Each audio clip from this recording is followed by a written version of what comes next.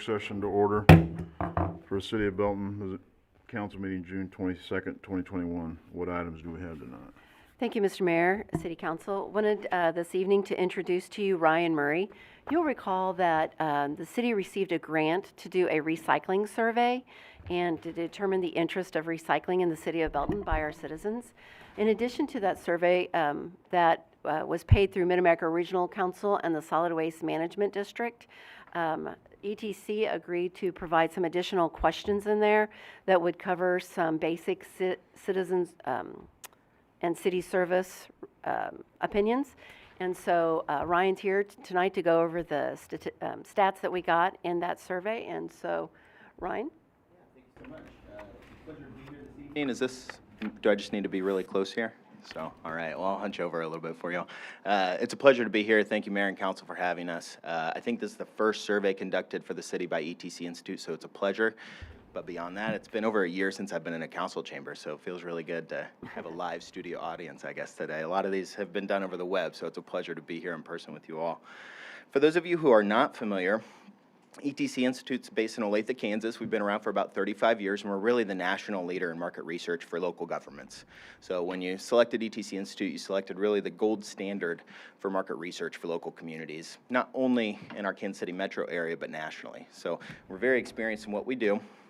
The purpose of most of our surveys is to objectively assess satisfaction. Beyond that, as was mentioned, we assessed various city recycling services or potential services and really asked some gauging educational questions. We'll get to that section later on in the presentation. Beyond that, our firm has the ability to compare your results with other communities to make sure that the comparative analysis is there and strong, and we know exactly how you're performing. Maybe a particular rating seems low, but when compared to national and regional averages, we're actually performing along those lines. And it's really important to understand the context of these results and not just the satisfaction figures. Beyond that, the identification of priorities, and we'll do that with our important satisfaction analysis for both your key city services or the major categories of city services, as well as some of the public safety services that were asked on the survey as well. When it comes to methodology, as I mentioned already, this was the first survey we've conducted for the city. It was a 6-page survey, so rather long, but really a good mix of questions within there. It wasn't overly long or cumbersome for respondents, and we indicated that based on the amount of time it took folks to take it, about 15 to 20 minutes. Some of our longer surveys take upwards of 25 minutes, which is just really a burden on the surveyor or the survey taker. It included many expanded recycling question categories, as well as some of our key city service type questions, just to ensure we could make sure if we're touching user base and touching those respondents, we're actually getting some usable information on how you're doing overall, not just those recycling services. We mailed that survey to a random sample of households within the community. So all residential addresses were selected. From that, a random selection of those, about 2,000, were chosen to receive the survey in the mail. And then we followed up by phone and email to make sure that we had a representative sample. The margin of error for the sample of about 423 surveys is approximately 5%. I'll kind of use that as our gauge, but really it's 4.7% at the 95% margin or level of confidence. So our margin of error plus or minus 5 cents or 5% at the 95% level of confidence means that if we were to conduct the survey 100 times, 95 out of 100 times, we're going to get these same results plus or minus our 5% margin of error. As surveys come into our firm, we not only track demographic information to make sure that those folks accurately represent the population of Belton, but we track their geography. So we ask for the home address of each respondent to ensure that folks are, 1, within the study range, 2, we're a part of the random sample, and 3, that we have even distribution from throughout the city. Although some areas have more surveys, that's expected when there's more homes in those particular areas. And some of the areas on the map that are left blank, we all know that those are not necessarily populated with homes in those particular areas. So you will see some blank spots, but for those of you familiar with Belton, that should make a lot of sense there. When we talk about the bottom line, up front, almost 85% of respondents indicated they recycle either most of the time or some of the time, or don't recycle but plan to begin, and that was about 17% of those folks that make up that 84%. Only about 16% of respondents indicated they don't recycle and they're not interested in recycling in the future. Most respondents also would prefer curbside recycling over a drop-off center, and almost 2/3 of the respondents to the survey indicated that they would like to see curbside recycling implemented, even if it meant that there was an additional fee. Right along those same lines, about 65% of respondents indicated they'd be willing to support curbside recycling, even if it came with a $4 fee per month. Most respondents, about 60%, so just over half, indicated the largest barrier to their current participation in recycling is that curbside recycling is preferred. They're currently going to KCMO and other Clayco type recycling drop-off centers, and it's just not convenient for them. Beyond the recycling questions, we did develop some priorities for improvement based on our important satisfaction analysis. That's the maintenance of city streets and the flow of traffic and congestion management throughout the city, as well as the effectiveness of city communication and the enforcement of your codes and ordinances within the city. We'll first talk about recycling, and we'll just gauge some of those general type questions that we asked, some of those fact-finding questions that we wanted to understand, just general sentiment or perceptions on current recycling. We asked respondents how much emphasis do they currently place on recycling in their home. Most respondents indicated they either recycle or plan to recycle. Even a large majority indicated they recycle most of the time or just some of the time. Very few respondents, less than 1 out of 5, indicated they don't plan to recycle or don't currently recycle. When we asked respondents which of the recycling options they'd most prefer in the future, if they would be implemented in the city of Belton, it was really curbside recycling at an additional cost was the primary mode. Almost 2/3 of respondents, about 65% of folks. Only about 11% of respondents said neither. I don't think recycling is necessary at all. When we asked respondents a more straightforward question, would you be willing to pay $4, kind of that willingness to pay, or hey, you've told us you're interested in recycling, would you put your money where your mouth is sort of question. 65%, right along with our previous slide of about 64.6%, indicated they'd be willing to pay $4 per month for biweekly curbside recycling services. Those folks, out of that 35% who said no, they would not be willing to pay. The primary reason for their willingness not to pay for that particular service is that they're not in favor of paying for recycling services in general. About 1 out of 5 of those folks gave some other type of response, and a very few respondents, maybe 1 or 2, indicated they just need more information before they could answer. When we talk about prevention or barriers to current recycling practices, most folks say that curbside recycling is preferred, or it's an inconvenient location and time on when they can go, and about 1 out of 5 respondents said they just don't know where to take materials. When we asked residents to indicate where they're currently recycling, most folks, about 25% of those, indicated KCMO drop-off. Another about 10% said Lee Summit drop-off, 6% said WCA, and 4.3% said the Casco was their primary mode of recycling. These next set of questions were asked primarily to understand what kind of communication and outreach efforts are going to be needed of the city to inform residents about how to recycle, what can be recycled, and some best tips and practices. So we asked questions of respondents just to gauge whether or not they knew what could be recycled, how things should be recycled, and that type of questioning. Most respondents, when we asked, are you currently doing any of the following? Most respondents, about 60%, indicated they recycle household items. Another 56% indicated they utilize the existing bulky item service, which is once a month. And about 50% of respondents, just less than half of our respondents, indicated they recycle plastic bags. But most respondents indicated they're currently recycling at least household items in their home. And that kind of goes along with the lines with that other 60 or so percent and some of those previous questions that indicate they prefer recycling, they currently recycle, and those types of issues. We then presented residents with about 12 images. Those images are kind of strewn across the screen here. We asked which one of the following items are acceptable for curbside recycling. We asked them to circle the items they believe to be acceptable. The items at the top of the list, luckily, are those items that can be recycled. They're designated with a star there off to the right. The majority of respondents indicated those first 4 items were acceptable for recycling. About 70% said they could recycle magazines. And then the items that we know cannot be recycled via curbside recycling are those items with that kind of slash through it. And about half of folks indicated they think that they could recycle glass bottles in curbside recycling and shredded paper, and those items aren't allowed. So those are going to be the types of questions and data points that we're going to use moving forward to make sure that we're communicating effectively with respondents in terms of if we're to implement curbside recycling, what's allowed and what's not. We also asked them to rate their level of agreements with statements regarding recycling. Again, just more educational type statements. Most folks agreed with most of these statements, with very few folks giving those somewhat disagree or strongly disagree responses. Most folks know that they need to make sure their containers are empty before they put them in their recycling cart. Most folks know that they need to clean those items, and most folks are actually doing those types of activities now. So it's a well-informed group of residents that you have in Belton when it comes to curbside recycling, so the learning curve shouldn't be too steep, but there are just a few items that will need to be touched upon as you implement, or if you implement this particular process in the city, to make sure that it's effective and runs smoothly moving forward. We also asked residents to rate another level of agreement or disagreement with statements regarding cycling rehabits. This is, again, primarily another educational type tool that the city should be able to use if they implement curbside recycling, and how to inform residents what are the most important points to get across with folks. Towards the top of the list, we know that we need to break down boxes or flatten items prior to recycling. Containers should be free of food or liquid. And as we go down this list, less agreement with some of these particular items. Some of those items should have high levels of disagreement, especially towards the bottom, like medication and vial bottles are accepted in curbside recycling bins. Some of those items are not. Clothing is accepted in curbside recycling bins. 87% of respondents said they disagree. That is a correct statement. Those things are not allowed.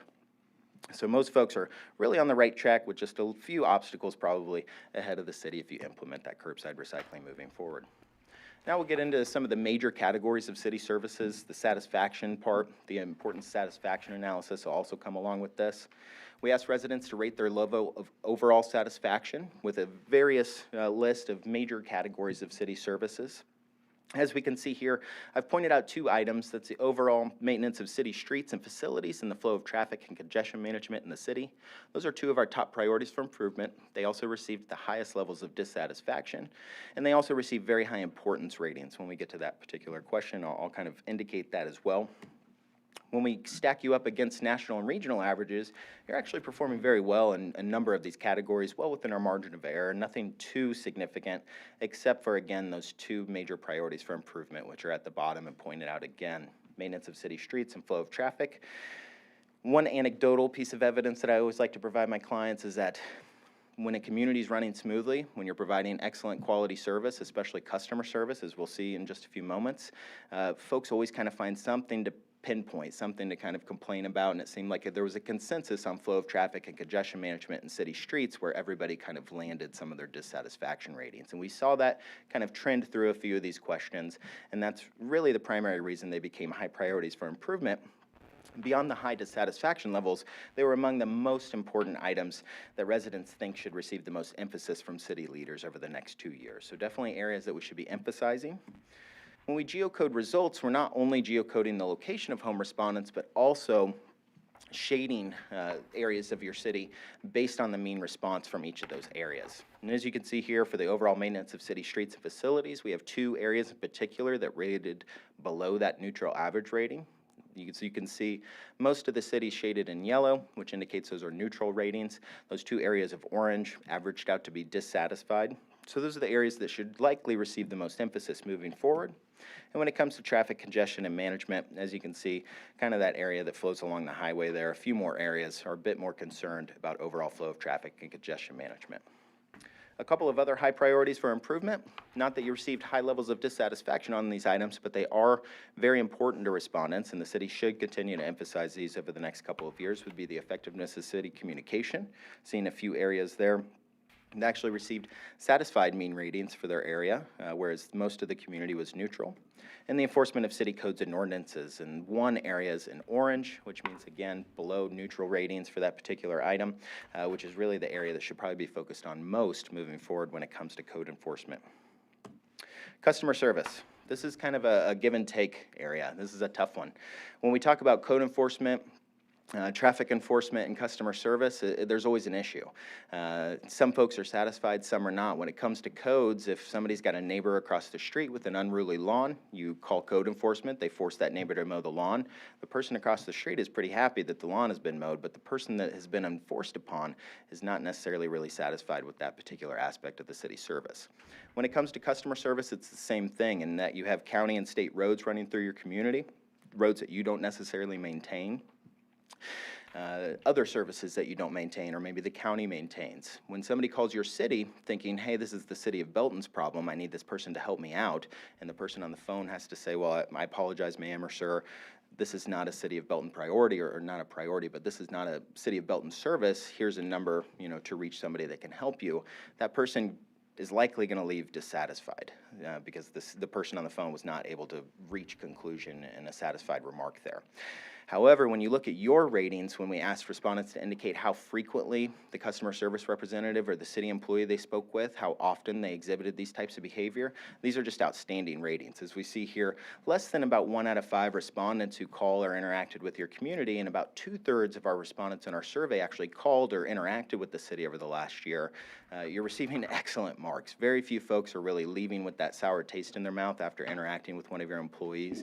So any of those front-facing employees here at the City of Belton, those folks should really get a huge pat on the back for the way that these results look here. These are just phenomenal results for customer service, and really difficult to maintain and sustain these results with folks, just because if any particular issue arises and it's not the Belton issue, but folks call the city expecting resolution, it's difficult to make sure that red tape or other issues don't get in the way of that satisfied resolution. So these results are just fantastic. I wanted to make sure we included this in the presentation tonight, because these are just really outstanding results.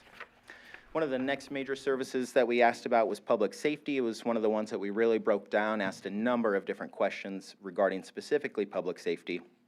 As you can see here, the results are really good.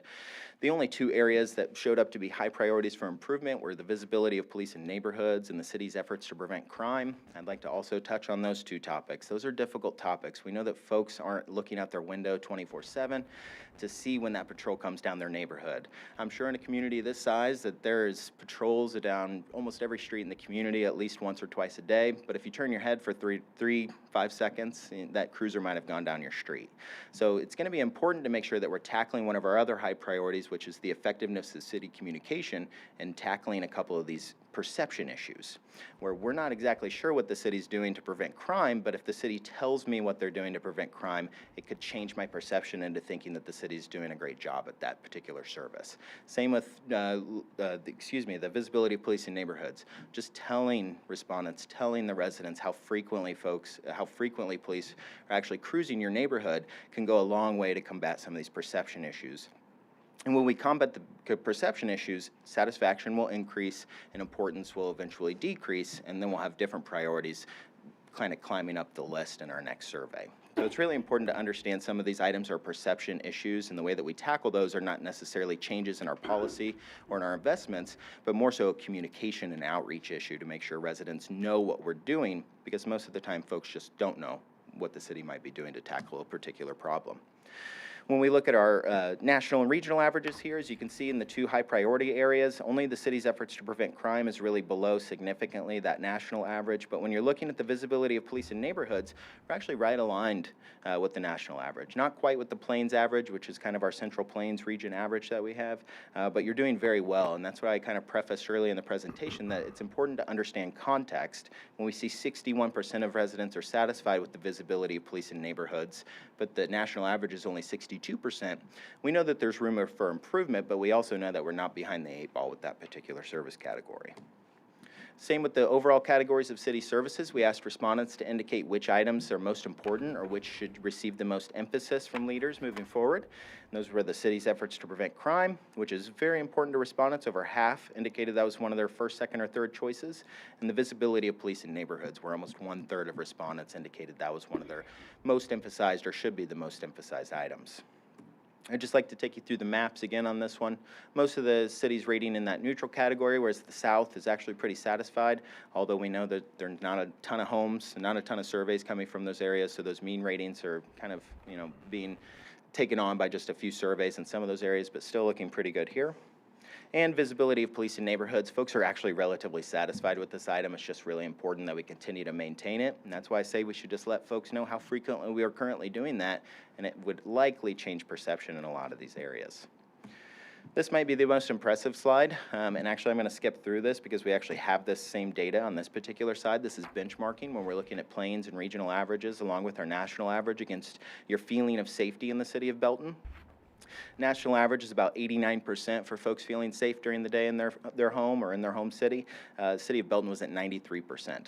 So just keep in mind the next time we do this survey, it's going to be tough to kind of boost that rating, but as long as we're in that 89 to 90 range, we're within our margin of error from the previous survey. We're looking pretty good there, and we're still going to be above that national average and our regional average. So doing very well there. And again, in your neighborhood at night, you might think 73% doesn't seem like a lot of folks. But again, when we contextualize those results, look at the comparative advantages that we have over some of those national and regional averages, we're doing very well. And the overall feeling of safety in your community is actually relatively high, especially given our margin of error of about 5% on this. One of our last questions on the survey were to ask residents to rate the importance for ideas that they think the city should focus on over the next 3 years. These are really your strategic priorities. What's excellent about this survey is that when we got to this question and we started reviewing the results and pulling together this presentation, we found out that folks were really thoughtful in the way they took the survey. And I would not say that had some of these priorities kind of panned out the way that they didn't here, but we really asked residents to prioritize the overall categories of city services early on in the survey. After our recycling questions, we asked them to prioritize public safety services, and then we gave them a litany of our strategic priorities as a city moving forward. And what we found is that our top priorities for improvement really align with our strategic priorities moving forward, and that's streets, the highway I-49, 58 expansion, and code enforcement, which are 3 of our top priorities for improvement, which are code enforcement, maintenance of city streets and facilities, flow of traffic, and enforcement of codes and ordinances, along with the effectiveness of city communication with the public. So I hint on city communication with the public again, just because it's going to be really important to combat some of our perception issues moving forward. It's going to be important we're effectively communicating what we're doing in some of these strategic priority areas. But more than that, members of the council and mayor, your residents took a lot of time to take this survey that probably shouldn't have taken quite 20 minutes. They took a lot of time in filling it out. They gave us thoughtful responses. Not only did some of these responses not have the highest levels of dissatisfaction like in our public safety services, they were medium levels of satisfaction. In fact, when we look at the patrolling of neighborhoods, visibility of police in neighborhoods, we actually see really strong levels of satisfaction throughout, but it's really important to residents. So folks really took their time to take this survey. They put their all into it. We got some excellent results on curbside recycling that should help the city move forward with whichever option they decide. But beyond that, we have some great strategic priority plans and some important satisfaction analysis that should really move the city in the right direction moving forward. And if you do a survey in the next couple of years, which we always kind of recommend every 2 to 5 years you do one of these surveys, we should see an improvement in a lot of these major categories as long as the council kind of sticks with those strategic priorities moving forward and focuses on those strategic priorities. And with that, I'll take any questions that I can, and if not, I've got my pen and pad of paper here, and I'll go back to the office and get answers if I don't have them tonight. Any questions? On the basic recycling, the first part of your presentation, what's the percentage of do not know? Do you have what's your Don't know on estimate these questions? Yeah, I don't have that, but it is in our full report. Okay. So, but it was minimal or? Yeah, it should have been minimal. Okay. Yep. And number 2, when you break out the different areas of the the city, I would assume that your 95% confidence is not as great because you have fewer responses per area. Okay. Exactly, yeah, you hit the nail on the head. There's fewer responses in each one of those areas. That's why I kind of pointed out a couple of those areas that meaned to that light blue, that satisfied level. Take caution in reviewing that. At the beginning of the maps appendix, it's the dot map with those same boundaries there. So by looking at that, you can kind of predicate or look forward into the maps and understand, hey, there's only a few respondents in this area, so maybe that's why the mean rating looks different in this one area than it does in others. But yes, the margin of error does decrease and increase based on the number of respondents within those areas, and the 95% level of confidence is likely not there in all those areas. Okay. Thank you. Right, thank you. Go ahead. On your survey, I assume that except for the recycling, that's pretty much the standard questions that you ask across the nation? And that's why we had the benchmarking, yes, correct. So basically, if I understand you correctly, we're not doing too bad compared to national? Yes, yes, and if you look through the entire benchmarking section, you'll see that you compare very well, and you should only consider significant differences between your average and the US and Plains average to be significant if they outweigh our margin of error of about 5%. So any discrepancies of about 4.5 to 5%, plus or minus, that's when you would suggest that it's a significant difference. Anything within that 5% is you're performing right along with those other ratings. Thank you. Go ahead. Where did the $4 per month come from? That came from here. We reached out to WCA. When we first prepared the questions for the survey, we worked with Mid-America Regional Council Solid Waste Management District because since they're paying for the survey, they had to approve all of the questions that were being asked. And so as we pared it down, at first we put out and just had generic questions of if it came down to wanting this service, would you be willing to pay? Mid-America Regional Council required we put a dollar figure to that. So I reached out to WCA, our solid waste partner, and said, can you give me a ballpark that if we were to look at this, actually they went back, looked at the program and asked us, would we be interested in weekly curbside recycling or would it be biweekly? And I said, well, what's the trend right now? And he goes, oh, the trend is definitely biweekly. That's what most cities are going to now, to try to reduce that cost. And so it came in at under $4, but we did that average just so it would give us, there was no surprises. If the council chooses to go that direction, we would then go into negotiations with WCA to determine what that would be. Is that $4 for everyone who's recycling, not recycling? That's for every customer. Is there not an Everyone, no, and everyone would, that was the part of the condition of the carrier, is that everyone, it would be required of everyone. Gotcha. Anybody else? I want to thank you guys. I mean, I think there's a lot of digest here. So, I mean, I think a lot of good information in here for us city council to go through and see what the citizens want. It is a very small sample size. It looks like about 2% of the population. So, but I think you can get the feel. The only thing I would say is the people that were neutral on the police department, not seeing them in neighborhoods. I live on 163rd Street, and I see cops every time I go home. Yeah. Because the police station's on 163rd Street. So for these people Yeah. not to see cops over there, I just like, how do you not see a cop over there? So, but if they're talking about, if they're not seeing them on the specific streets like Allen or VC or Louisville Court, I mean, yeah, I don't know how many times I see a cop in my actual neighborhood, but I see them on 163rd, and most time 2 or 3 on my way home. So, but no, I would appreciate the survey, and I think it's something that we need to look at in depth here in a little bit. Thank you. Anybody else? Thank you. Mayor. Oh, go ahead. Just to, thank you, Ryan, so much. So, just to share with the council, I am sharing this data with SGR Resources, who is coming to the city the end of July to do our strategic planning and goal setting, and to share with them what's come through on the survey. So that's kind of a starting point as we come together to be able to start doing the leadership retreat and goal setting for the city. So it's kind of a jump start. I'd like to see a work session and maybe have WCA and come here and talk about the recycling program in the near future. I don't know how soon we want to get this implemented, but I know a lot of the citizens would like to see a recycling program. My concerns is it being recycled?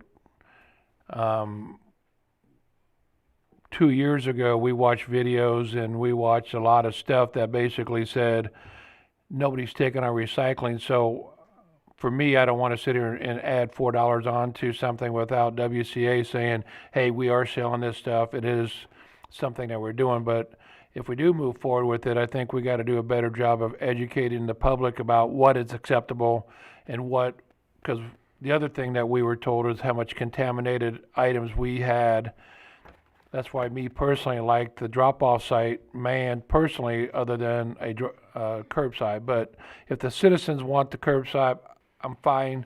But I think a manned site would be a better thing, in my opinion, just because we can control that. But I think WCA come here and talk to us about it. And Tom Kaufman with WCA has agreed that he would definitely come, so this is kind of a process.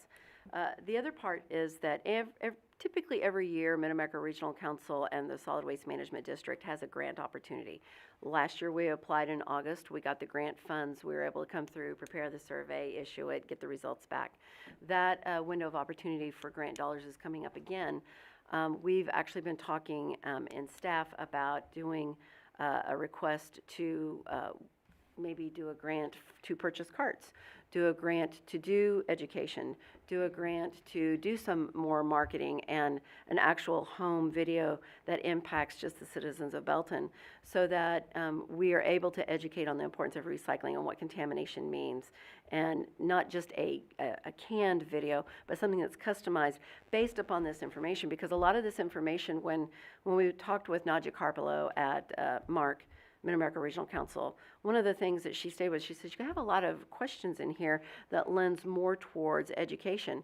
And we said, yes, once we get past the area of do you want it or not, we need to know how do we need to educate so that we have a better program, and that our recycling is more effective and more friendly to the environment. And she says, oh, okay, I understand. So they were very helpful in putting together those questions. There was a couple of statistical pages on, what is your level of confidence and what's your level, do you know, of the following items that can be recycled at curbside? Because then that tells us where we need to focus some of that education. And WCA helped us with some of those things because, they have their own recycling center in Harrisonville. So they were very much a part of that. So we've been pulling them in. They're happy to come. I'm happy to have them come to the next meeting, actually. They're that ready. The only thing I would suggest if we do it is make sure we have a calendar, because these people can't figure out what the first full week of the month is, let alone every other week, so. Well, I've had comments before about putting a annual magnet on the front of the refrigerator for bulky pickup, and then we could also have it include recycling. Because we do have something on our Facebook page that talks about bulky pickup that I see every month, but people still ask on Facebook, when is bulky pickup? But it's been 2 years that way, so I just don't know if we can figure out every other week. Okay, thank you. I just had one other quick thing, just assuming that this is mixed recycling, right? I mean, you have to separate out your glass, separate out your plastic bags and stuff, but the top 3 or 5 or whatever you had, you can all throw in one container, or are we going to have 5 small containers? No, it'd be centralized. Central. So it would all be together. All be together, and so somebody else will sort it out, okay. Councilman Savage. Could I get staff to look, see if we got any information on the percentage? Councilman Clark brought up a lot of it was having to be thrown away anyway because it wasn't washed properly. Contaminated. Yeah, and I don't remember what that was, whether I'm looking for percentage or amounts. And the reason I'd like to find that would be see how we need to focus that education. Yep, I absolutely. just recall the report, and that's about as much as I do. Right, and we did share that information with WCA because our contamination rate was over 50%. At some point, it was even up to 60 and 65%. And we knew then that when they pulled that away, that we were going to have issues going forward, that we were really going to have to do some education. So, including clear down to, if the council chooses to go back to curbside recycling, the type of education that goes into, can we put a sticker on the cart? Can we put it on the inside of the lid? That shows this is acceptable, this is not. No, and so recycling has even changed since we last had it before as to what you could put into recycling. Not all plastic is created equal, right? So, and they would, WCA is more than willing to help us form what that education needs to look like, because they definitely don't want contaminated goods. 50-60% is what you recall was going into the trash anyway, because Yes. it was contaminated. So highly That's going to contaminated. be a pretty good hill to climb right there. Thank you. Anything, anybody else? Thank you. Thanks so much. Have a great evening. Thank you. Thank you so much. Do we have any other items for review? No, Mayor, there are no more items for the work session. Okay, we'll adjourn the work session and call the regular session to order. Please stand for the Pledge of Allegiance. Councilman Clark. I pledge allegiance to the flag of the United States of America and to the republic for which it stands, one nation, under God, indivisible, with liberty and justice for all.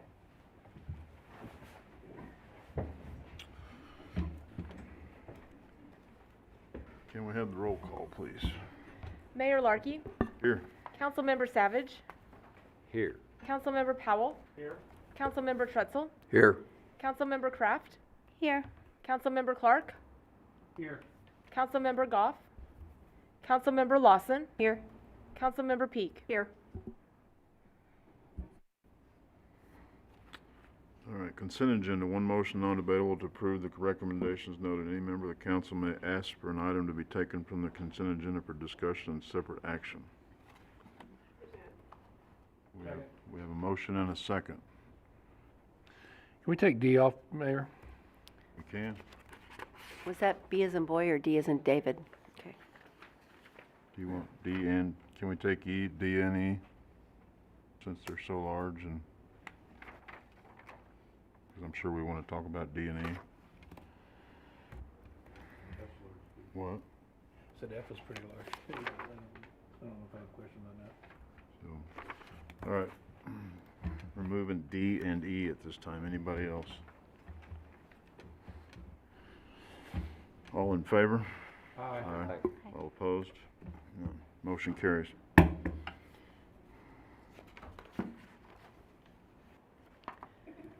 Consent agenda item D, motion approving resolution R 2021-53. A resolution approving task agreement 2021-10 with Wilson and Company to provide professional design services for the Hargis Gardens Drainage Improvements Project in the not-to-exceed amount of $401,876. Present. Second. We have a motion and a second. Do we vote first? No, No, we we- already did it. Go My ahead. question is, I mean, reading on this, I guess, in my mind, I'm somewhat confused. You call it the Hargis Gardens, but when I'm looking at it, it looks like it's all about Buena Vista and Sunrise Drive. Am I reading that correctly? Yes, you're reading that correctly. Basically, the Hargis Gardens is the watershed, and it includes Hargis Lake area, it includes to Hawthorne, that area, it includes all the area down to the south, all the way down, Park, all the way down to Cambridge. That's all in one big watershed. And so when we started, we just called this project the Hargis Garden Study because we're going to be going from basically 58 doing culverts in different pieces all the way down to Cambridge to handle that water. Well, my concern was the very next item we're going to talk about tonight is the construction of the Hargis Lake Right. redevelopment plan. So I just wanted to make sure that if people read our agenda, that we are talking about, this is more for the Sunrise Buena Vista area that we're going to be doing the study on it, or the plan on, and not the Hargis Lake that we're actually getting ready to start working on. Correct. They're both in the same watershed. The Hargis Lake is one project, and then this will be a series of, there's the actual detention pond we're going to look at, and then there's a series of about 5 or 6 culverts in there. And I don't know if this started before you came here, Greg, but is this something, I guess my other question is why, if this is all one area, why wasn't the study done all together to make sure it all flows perfectly together? I don't know why I don't know if you were here when this all started, so I don't I know know. it started, but basically you design from the bottom up, and so this design, Hargis Lake was very important, so it's pulled out and designed first. And now we're going from the bottom, going from basically Cambridge and Park Street and working our way up, or Park Avenue, working our way up to get all the way back up to Hargis Lake. Okay, I thank you. Anybody else? All in favor? Aye. Any against? Motion carries. Motion E, approving resolution 2021-54. A resolution of the City of Belton, Missouri, authorizing and approving a contract for services with Kissick Construction Company, Inc., the lowest and best bidder, for the combination project of Hargis Lake sanitary sewer, storm sewer, and water line relocation in the amount of $5,219,285. Present. Second. We have a motion and a second. Any questions? Go ahead. I do have a question on that one, as not to name names in here, but it indicates the low bid was about 700,000, as I recall, and due to various things, I'd like to have a little more explanation on that. Various things, they were not accepted due to various items listed here. So what we do is when we receive a bid is everybody who bids our jobs is required to give us references. And so we call all the references and find out how they did. Beyond just the people they tell us to call, we also call other cities and towns who have used these contractors.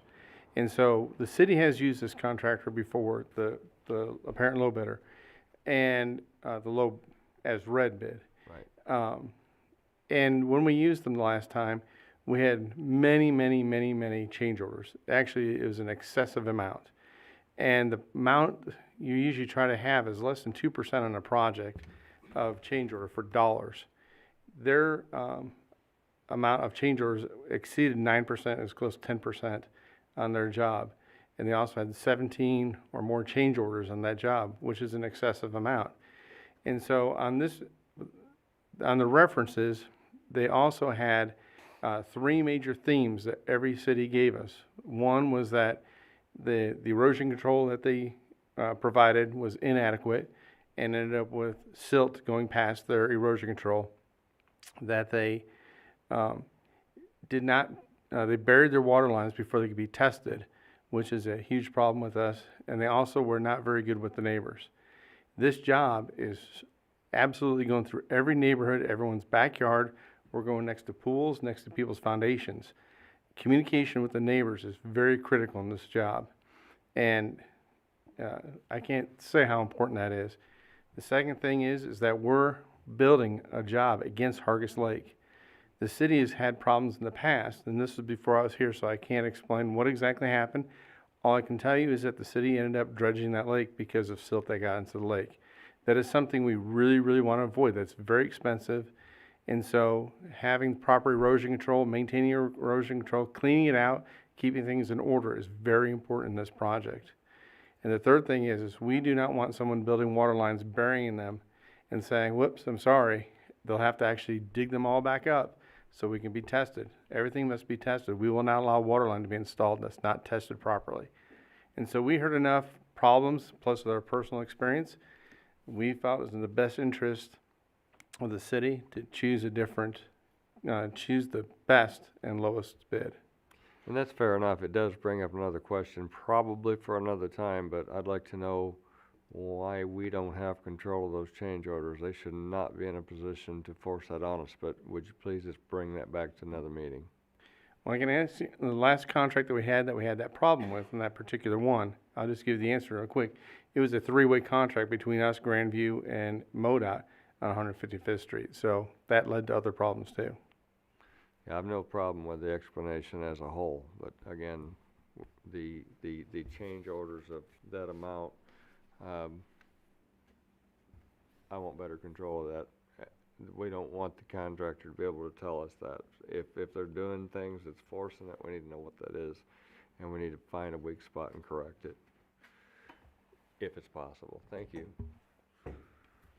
Go ahead. 2 questions I have. Who set the original budget? Is that the engineering company? Because should we be concerned that we're going to get a bunch of change orders because the budgeted item was $9,600,000 and we're doing it for 5.2? The budgeted line item that you see is the amount of money we have for all the stormwater jobs that we have. That it's the whole stormwater budget. I just assumed this was the budget for this No, that's the original. budget for all the stormwater projects. Okay. Well, I guess my question is, because we did have this engineered prior to this, and don't they typically come out with an analysis what it should cost? Yes, and that's why we put on the council information form, the engineer's sir. estimate. And, this is an estimate that the engineer gave us, and then we went and we Oh, tweaked. 5.4, I see it, okay, I missed that. Your second question I have, since we are talking about water lines, we are replacing water lines in this, how much is that is for the ones that we really need to do in the future also? I mean, are we replacing some water lines that are not PVC in that area? No, all the water lines we're doing here are actually cast iron. They're all cast iron, okay. Thank you. Anybody else? My two questions were asked, so that's why I wanted to remove it, but so they asked my questions, so anybody else? All in favor? Aye. Any opposed? Motion carries. Alright, let's see where we're at now.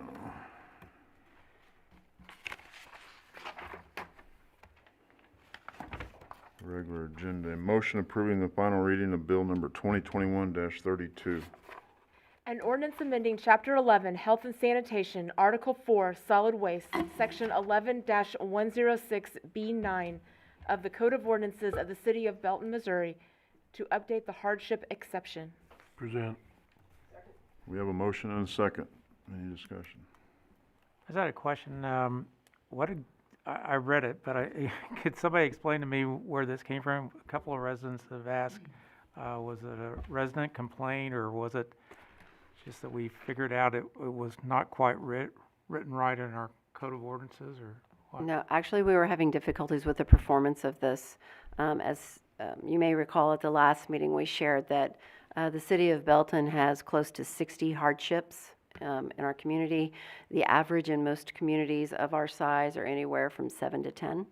And so there were a lot, and so what's happening is that's slowing down the ability to pick up yard waste as people are going through.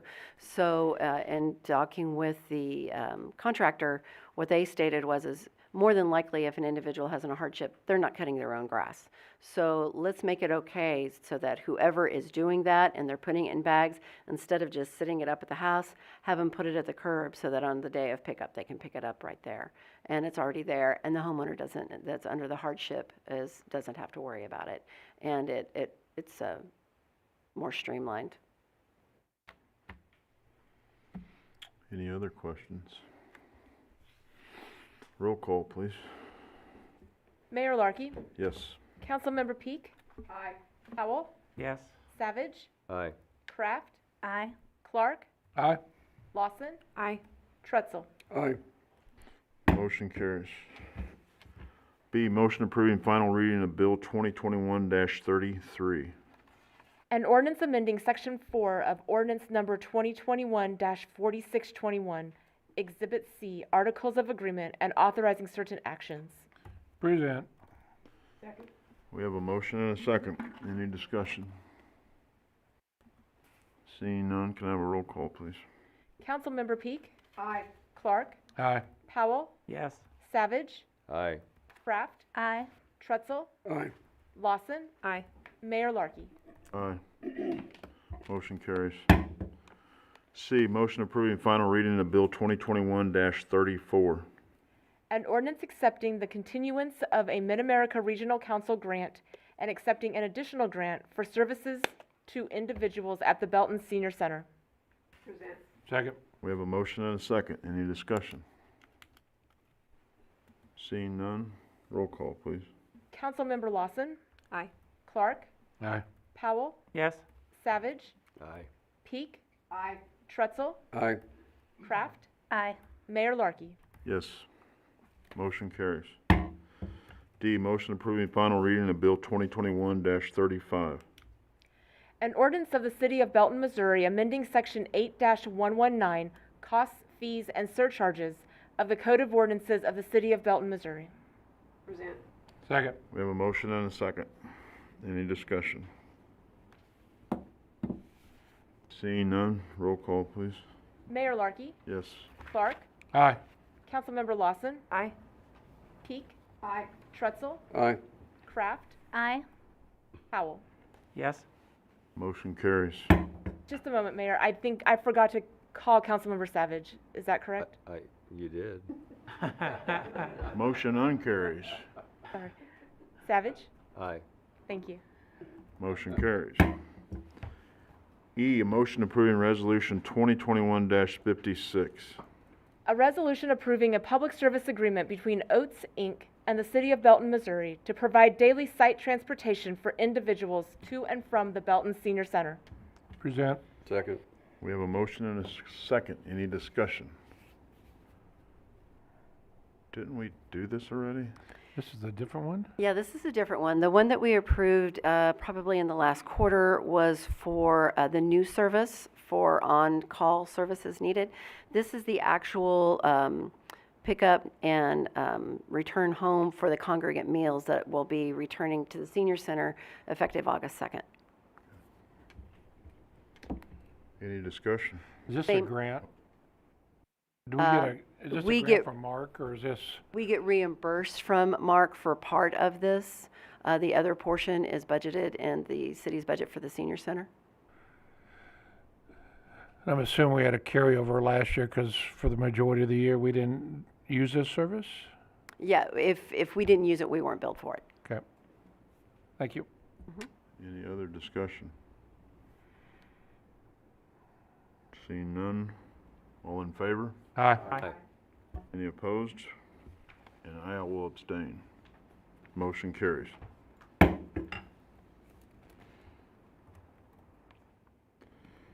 Do we have any council liaison reports? Yes, I Go do. ahead. I attended my first park board meeting last night. Have a couple quick updates all for this weekend. Tomorrow's Thursday, it's the farmer's market at Memorial Park. Friday is theater in the park, and Saturday our outdoor water park opens for the season. They've addressed the leaks. Yeah, the final bit of work will be done, I believe, tomorrow with time to cure. Also of note, I have a small child. They have more swim lessons available on the website now. So if you missed out, please go check again. They've added some more swim classes in July and August. And one last thing, senior congregate meals are set to resume August 1st tentatively. So that's the news from Parks. Do we know the damage on the pool yet? I haven't heard a total amount. Were you able to? Yeah, last night I think it was 68,000. So, there's some final work being done, but that's the number I heard last night. Okay. And the pool opens tentatively this Saturday weekend. Yeah. at noon. Sounds like they're gonna change the annual membership, so if someone already bought one, they're gonna reduce it since a Oh. smaller portion of the year. According to Facebook. Yeah, they put adjusted rates on the site, so if you sign up now, it'll be less than if you had signed up before, and they're writing that with other folks. Well, the good thing is Belton Parks and Rec Facebook page, so that's where I got it. Anybody else? Go ahead, Councilman Powell. Well, again, the first planning commission meeting I attended was last night, and they approved unanimously the three plats, the fourth, the fifth, and the third, that were brought before the commission in conjunction with the fourth North Point Development Building and the neighboring Sunset Hills residential development. The other submittal to the commission, the final development plan for Building 4 of the Southview Commerce Center, was approved by a vote of 5-1, with one member abstaining and one member absent. Rob Powell, that's me, was the sole negative vote on the final development plan for the following reason. The North Point Development Noise Study prepared by Kimley Horn shows that the projected noise level at the development resident fence line for building number 4 is 60+ dBA, which is above the 55 dBA that Belton specified as a limit, and over 10 dBA above the background noise at the present fence line. That's my report. Anybody else? The mayor's communication, the only thing I have is I'm working on the water line replacement task force, and we should have that at the next meeting to approve. That's all I have. City manager's report. Yes, thank you, Mayor. The first item that I want to talk about tonight, I was just conferring with our city attorney, Patrick Corcoran, about the panhandling ordinance. There was a email sent to city staff and inquiring about that, and so Patrick has some clarification. So the city received an email inquiring as to what enforcement would be with panhandling regarding certain intersections in town, and that email was forwarded to me. And as members of the city council that were on prior know, there was a Supreme Court case about 4 years ago, Reed versus City of Gilbert. And while that case specifically dealt with signs, it did outline a framework for analysis of content-specific regulation of speech. Prior to Reed, it has been continuously expanded and kind of has become an all-encompassing content-based framework, and specifically it has been applied very rigorously to panhandling ordinances, almost exactly similar to the one that the city of Belton has. Specifically, those panhandling ordinances that are written, just like the city of Belton's are, have been regularly determined to be unconstitutional, as requesting gifts or donations is First Amendment protected speech. After discussing this issue with city staff and reviewing case law of ordinances that were upheld that had some restrictions in them regarding being in the medians of streets, city staff is going to prepare a revised ordinance and we'll bring it to the city council in the near future. But I want to make sure the council and the public watching are aware that this is not an issue that has slipped through the cracks. It is an issue that we are actively investigating and moving on with. Councilman Trotson. As I read what's going over there, I think it's over in Park, Kansas, they passed an ordinance that said that they could not be in the street. They had to be on the concrete divider. You know, So there are certain things that you can still restrict. There are ordinances that prohibited people from standing in medians that are under 36 inches. Specifically, that was upheld. An ordinance prohibiting everything, no requests or anything being in the street at all has been upheld as well. So there are avenues to still enforce codes and to ensure the public health and safety and the flow of traffic, as that seems to be a serious issue for the citizens. But the way that the current Belton ordinance is written would seem to fall under the Reed versus Gilbert analysis. okay, so the next person that gets killed out here soliciting, and the city of Belton is now responsible for this? Yes. I mean, if you are in the street, the city bears no responsibility for a person in the middle of the street violating the ordinance or something similar. You know, I have real problems with this soliciting in the middle of the street. I really do. And that is why city staff is preparing an ordinance that would comply with Supreme Court case law and other relevant case law regarding soliciting of donations and doing any sort of business-like activity in this public right-of-way. I really have problems with this.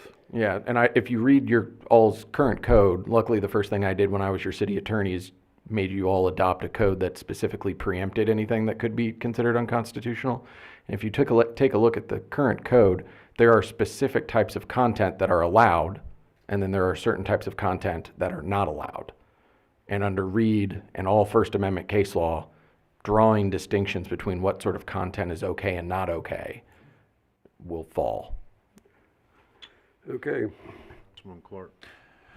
Patrick, we talked about a month ago about Springfield. Have you looked into that anymore? So we could go the Springfield route as well, which Springfield does not prohibit people from being in the right-of-way, but instead prohibits drivers of cars from interacting with the people in the right-of-way.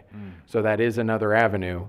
There is not as much supporting case law for that sort of route as there is for the total prohibition route or the 36-inch median route, which is, I'm an attorney, I tend to always lean towards where we have the most case law supporting our position, but. It was just a different avenue is what they've taken down there to, I've been down there, it's been a while, but even 2 or 3 years ago it was pretty bad down there compared to what we're dealing with. Yeah. So, thank you. Member Peak. And maybe I'm thinking of something different, but did we not put in our code when all this came about, when the city was getting sued and everything, that we had to allow it, but like the intersection at Y and 58, because of the intersection being as busy as it is, we somehow would not allow it there, although I know a couple weeks ago, people were in the middle of the street collecting. Was that not in our ordinance? So the ordinance that we've referenced is section 13-361, and it does not make any reference to certain intersections being okay and certain intersections not being okay. I don't know if that's a past pattern of practice that has been developed here, but the current ordinance specifically states no person shall stand in a roadway for the purpose of soliciting a ride, employment, business, donation, or gratuities from the occupant of any vehicle. The restriction shall not apply to organizations, social clubs, civic groups, school groups, etc., conducting legitimate fundraising events. So you're saying that we used to have a permit, the group, if they wanted us, because I'm assuming this email was more about the people collecting money at Y and 58 than it was for a panhandler, right? I'm not aware of the circumstances that gave rise to the email. Well, I just know, like, whatever day that Summerfest was going on, I think there was people collecting donations at the corner of Y and 58, and someone had contacted me, wanted to know if that was still legal, and I'm like going, I don't think so, but, because I thought they had to have a permit from us to be able to go out there and collect money like that as a group. Is that not true? Have you received any requests for that? No. A few years ago, we amended our requirements for boot blocks. That may be what you're referring to. Well, can call it a boot block, whatever you want to. And those are no longer allowed. So there would be no permits, no permits accepted because we don't allow that. So the boot block was not allowed, is that what you're saying? Not anymore. Oh, but they were doing it. Well, do you mean recently? Oh, yeah, it was just like 2 weeks ago, like Summerfest. Right, and that's how this came forward, was. That's what I was asking about yeah. that email. Was that more about that boot block more than the panhandlers? The people Right. standing out there at 58 asking for money? Right. Okay, thank you. That's what I wanted to know.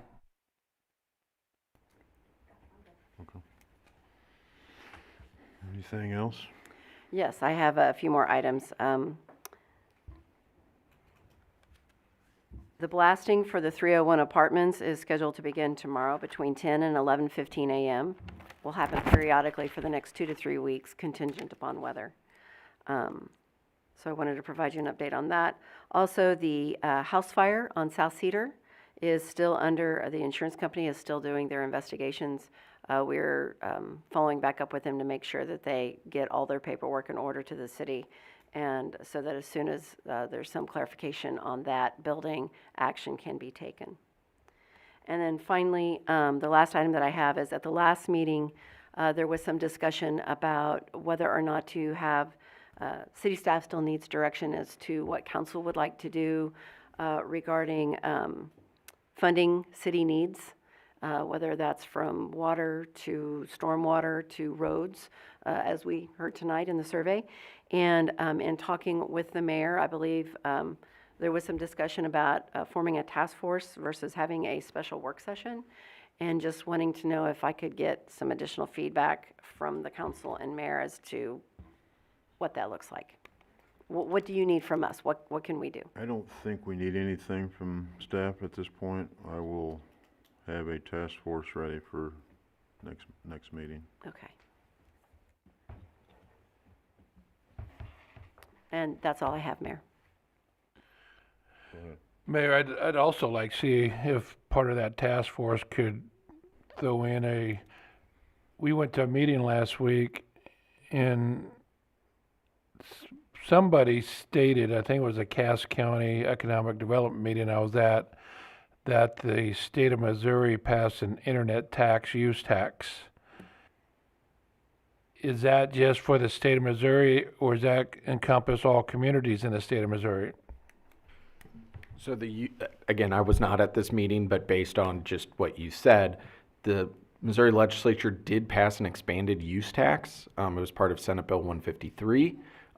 That use tax essentially replaces the currently an existing use tax that's in Missouri law, and changed the ballot language and somewhat expanded the base of where the tax could be collected from after the Wayfair, South Dakota case from a couple years ago. So that is, it still requires that the citizens of Belton, for the city of Belton to utilize that revenue, it would still require that the citizens of Belton approve it, just like the already And I don't know currently if, existing use tax. Mayor, if you want to put this together, but I almost think if maybe we can even talk about, the task force can even talk about maybe adding a use tax, internet tax, whatever you want to call it, into the same type of task force, and see if that's something we can use that money for. Thank you. I was just going to follow up with Councilmember Clark. Typically, when you set up these task forces, and the way that I have the resolution kind of drafted already, is that it's just empowering this group of individuals to study and determine the proper funding mechanism, and the city staff can alert them to the use tax as well and see if that is an avenue that the task force wants to recommend to the city council. Okay. That concludes my report, Mayor. All right. Any council member have any communications? Councilman Trutzel. I'm still amazed. I keep getting questions about the 2 apartment complexes, so I guess we need to re-educate the public again about what's going on, because I had people the other day, as much as it's been in the paper, as much as we've talked about it, there's still apparently a lot of people that don't know that the apartment complexes are coming, 2 of them. So I guess, we just need to re-educate or continue education. I don't know exactly what we need to do, but something different, I guess. Anybody else? Councilman Clark. I just like to embarrass her one real quick, but it was announced last week that Miss Carolyn Yassick got Economic Director of the Year. So I just wanted to formally congratulate her from my seat and the city staff for going out and doing that. So I'm sure you haven't heard it enough, but congratulations. I was going to leave you alone, but congratulations. Well, and in light of that, if you don't mind, Mr. Mayor, I would also like to expand on that and also recognize Andrea Cunningham for receiving her city clerk certification. Congratulations.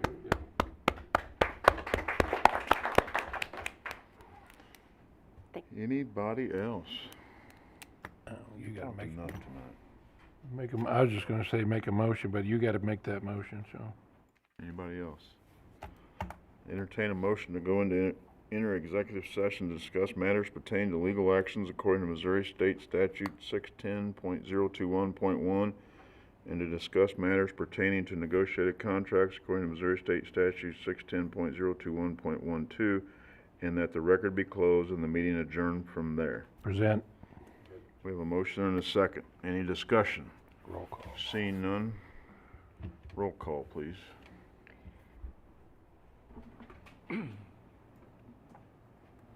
Councilmember Powell, Yes? Clark, Yes. Lawson, Aye. Savage. Aye. Peak. Aye. Trutzel, Aye.